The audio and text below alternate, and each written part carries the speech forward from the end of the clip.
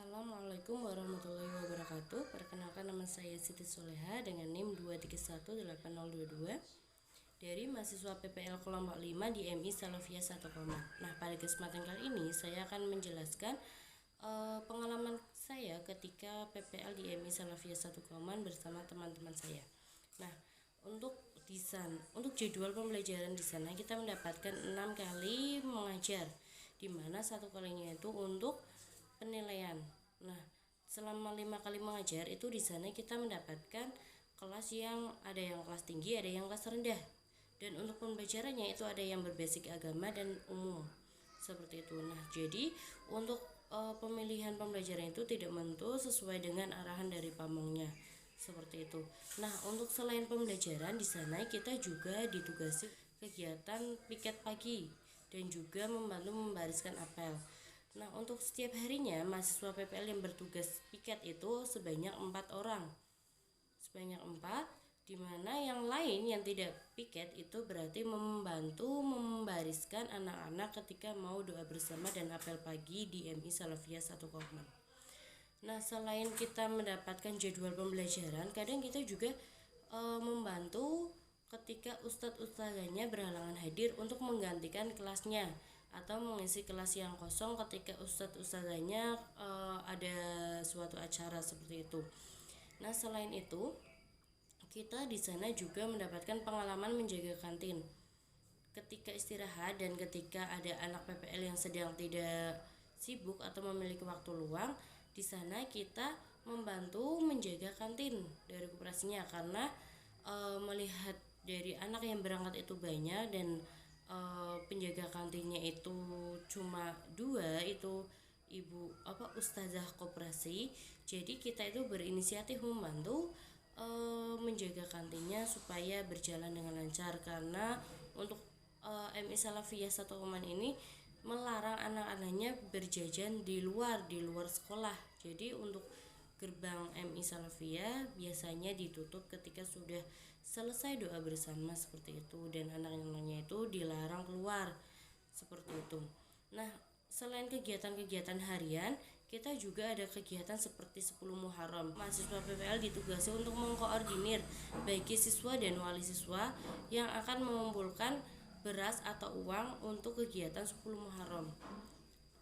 Dan ketika 10 Muharramnya sendiri, mahasiswa PPL juga berkontribusi memberikan sedikit rezekinya untuk kegiatan 10 Muharram seperti itu. Ya, kegiatan 17 Agustus upacara bendera, di sana mahasiswa PPL ditugasi sebagai tim paduan suara. Nah, selain itu juga setelah upacara kita mahasiswa PPL diajak untuk makan bersama atau rahatan kayak gitu bahasanya itu, untuk saling ngobrol dengan ustadz-ustadzanya, saling biar akrab kayak gitu. Nah, kegiatan ziarah kita juga diajak ziarah ke makam aulia di Wonobudro dengan bersama-sama ustadz-ustadzah PPL. Kita berangkat ke Wonobudro menggunakan bis kayak gitu. Kemudian pulangnya kita diajak makan bareng lagi. Kemudian untuk acara selanjutnya atau yang terakhir itu ada kegiatan peraka. Di dalam peraka ini kontribusinya PPL kepada MI juga banyak ya, kepada ustadz-ustadzanya. Di sana kita membantu membariskan, mendampingi tidur, mengatur anak-anak untuk mandi, untuk senam juga. Ketika senam juga kita menjadi leader senamnya kayak gitu. Kemudian seperti mencari jejak kegiatan penjelajahan, kita ditugasi menjaga setiap posnya, bahkan sampai di pembagian hadiah juga kita ditugasi. Dan di kegiatan-kegiatan tersebut kita itu menjadi lebih dekat dengan ustadz-ustadzanya, dengan anak-anaknya kayak gitu.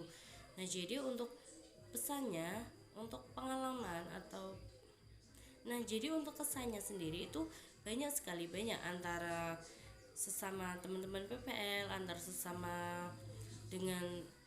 kita dengan ustazahnya, dengan kita dengan anak-anaknya itu berbeda, dan juga banyak sekali, mulai dari kekeluargaannya, kemudian ke gotong royongannya, kemudian kehangatan ketika kita kegiatan-kegiatan bareng itu sangat banyak sekali seperti itu. Dan untuk harapannya dari saya, semoga apa yang sudah saya dapatkan di MI Salafiyah 1 Kauman ini, dengan saya berangkat pagi, sangat pagi untuk bisa sampai di sana ketika piket, terutama jam 6 sudah sampai di sana. Saya harus merelakan paginya saya untuk selalu berangkat pagi itu. Semoga dengan perjuangan saya yang sudah seperti itu bisa menjadi bekal saya ibadah di kemudian hari, menjadi bekal saya nantinya ketika saya mengajar, benar-benar terjun menjadi seorang guru itu bagaimana. Semoga itu semuanya bisa bermanfaat buat saya sendiri, buat MI Salafiyahnya seperti itu.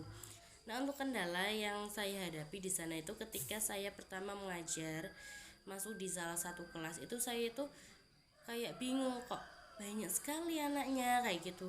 Terus ada anak itu yang kayak susah banget diajarin, disuruh nulis nggak mau, disuruh maju nggak mau. Itu saya sampai aduh bagaimana ya, maksudnya kan saya itu nggak cuma mengurusi satu anak itu, tapi saya mengurusi semua anak, yang di dalam kelas itu. Nah, terus ketika saya mendapatkan kesempatan masuk di kelas yang sama yang pertama saya mengajar itu, saya mencari tahu apa sih penyebab anak ini kok pas itu nggak mau mengikuti pembelajaran. Nah, ternyata ada kendala dari anaknya sendiri, dia itu belum bisa membaca. Jadi kan untuk menulis itu dia kesulitan, sedangkan dia itu udah memasuki kelas yang atas ya. Jadi guru itu mengajarkannya ya jalan sebagaimana mestinya, padahal si anak itu mempunyai keterbatasan untuk mengikuti kegiatan-kegiatan pembelajaran pada pada setiap harinya, dimana kemudian saya membicarakannya dengan wali kelasnya, dan wali kelasnya itu iya ternyata ini tuh seperti ini. Dan kemudian ketika saya mendapatkan kembali kesempatan mengajar di kelas tersebut, saya menjadi tahu, saya kayak lebih memperhatikan anak tersebut. Dan ketika saya perhatikan lebih dan benar, anak tersebut itu bisa mengikuti pembelajarannya dengan baik, bisa menjawab pertanyaan yang saya berikan. Intinya itu sama, pengetahuannya itu sama dengan yang lain, cuma ada kendala di bagian membacanya seperti itu. Nah, terima kasih dari saya. Wassalamualaikum warahmatullahi wabarakatuh.